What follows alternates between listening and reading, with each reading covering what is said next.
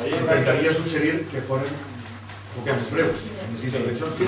La llei orgànica 3/2007 de 22 de març planteja que el principi d'igualtat de tracte i oportunitats entre dones i homes informarà amb caràcter transversal l'actuació de tots els poders públics. En el seu article 45, l'esmentada llei apunta que per aconseguir la igualtat efectiva entre dones i homes estableix que les empreses estan obligades a respectar la igualtat de tracte i oportunitats en l'àmbit laboral i amb aquesta finalitat havien d'adoptar mesures dirigides a evitar qualsevol tipus de discriminació laboral entre dones i homes.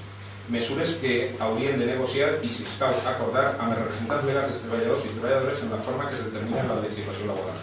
A nivell autonòmic, la llei 9/2003 de 2 d'abril, el títol tercer d'Igualtat i Administració Pública, en l'article 46, diu que en cas d'empat en la puntuació obtinguda per dos o més empreses a les quals haguera correspost la màxima puntuació, tindran preferència els licitadors que amb una solvència tècnica presenten un pla d'igualtat prèviament aprovat per qualsevol administració pública o òrgan competent. Aquest mateix article fou aprovat per Junta de Govern d'aquest Ajuntament en el 2009. En el cas de les treballadores, perdó, este paràgraf no és cert, és que ve de la moció d'origen i no l'havia modificat. En el cas de les empreses de més de 250 treballadors, les mesures d'igualtat a què es refereix la llei orgànica haurien de dirigir-se a l'elaboració i aplicació d'un pla d'igualtat que haurà de ser, així mateix, objecte de negociació en la forma que es determina la legislació laboral.